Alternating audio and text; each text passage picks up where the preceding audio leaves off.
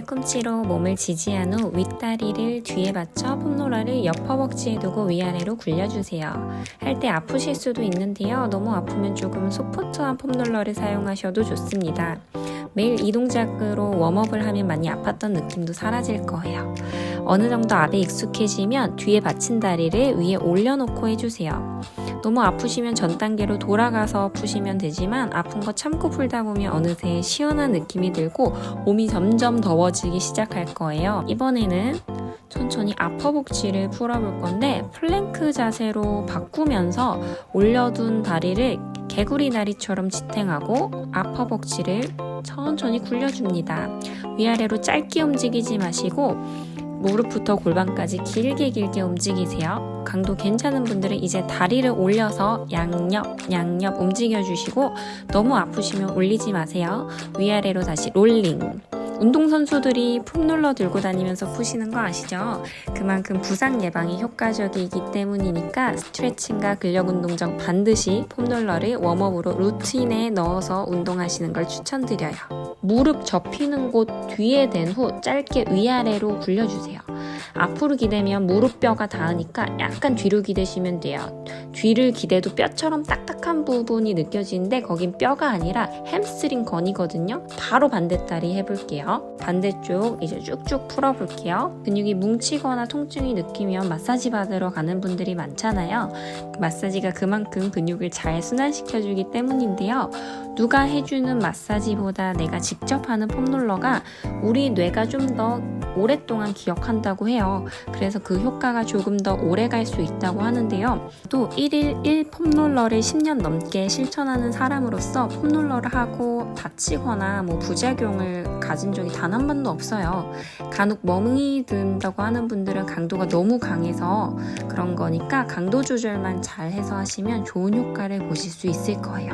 강도 괜찮은 분들은 이제 다리를 올려서 양옆 움직여주시고 너무 아프시면 올리지 마세요. 위아래로 다시 롤링. 근력이 많이 약한 분들에게는 플랭크를 하는 효과까지 가질 수 있으니까 일석이조 운동이 되는 거죠.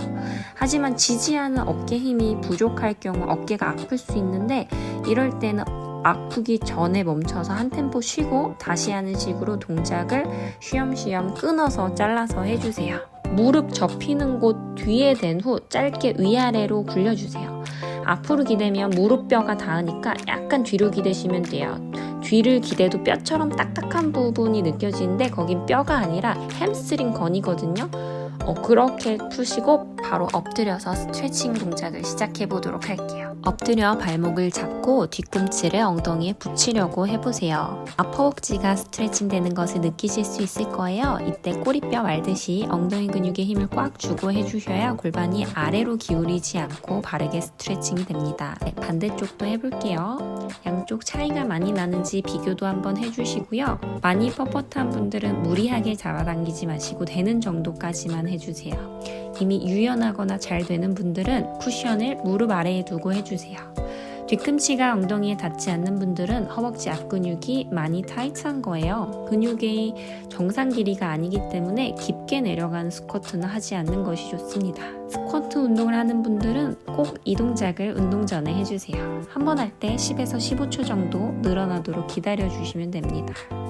스쿼트를 잘 하기 위해서 동작 하나만 짚고 넘어갈게요. 이렇게 골반이 앞으로 기울어져 있는 자세, 이 자세가 맞는데 꼬리뼈 말아서 엉덩이 근육에 힘을 꽉 주어 바른 자세로 잡아봅니다. 고관절이 펴진 상태에서 앞으로 인사하듯이 고관절을 접어주세요. 엉덩이 조이는 힘으로 제자리에. 엉덩이에 힘이 잘 들어갔는지 엉덩이 컨택도 한번 해보시고요.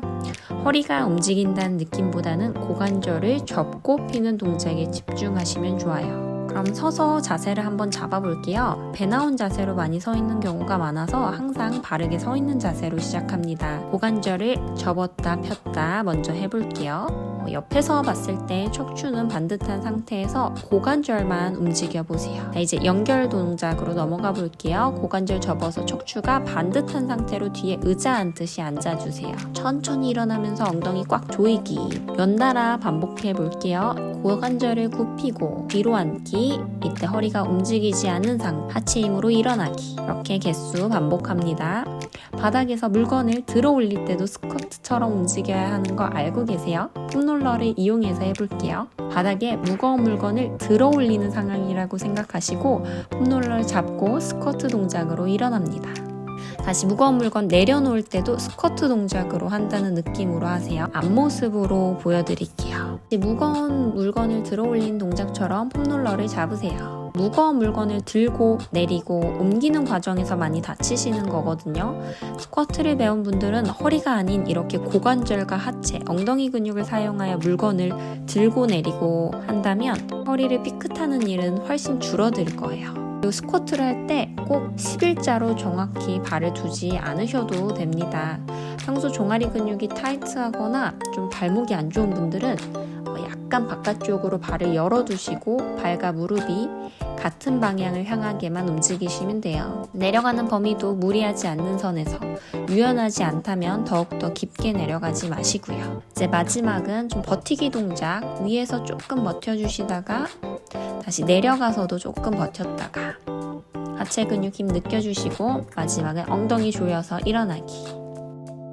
엎드려서 했던 아퍼벅지 스트레칭으로 마무리할게요. 폼롤러 잡고 한 손은 발목을 잡아 뒤꿈치에 붙이세요. 밸런스 잡을 수 있다면 놓고 해주시고요. 아퍼벅지 늘어나는 거 느껴지시죠? 반대쪽도 해볼게요. 폼롤러 잡고 발목 잡고 무릎을 뒤로 보내서 뒤꿈치를 엉덩이에 붙이세요. 허리가 너무 꺾이지 않도록 동작에 주의해 주시고 엉덩이 근육 꽉 주시고 뒤꿈치를 꽉 붙여서 동작 한 번씩만 더 반복해 봅니다.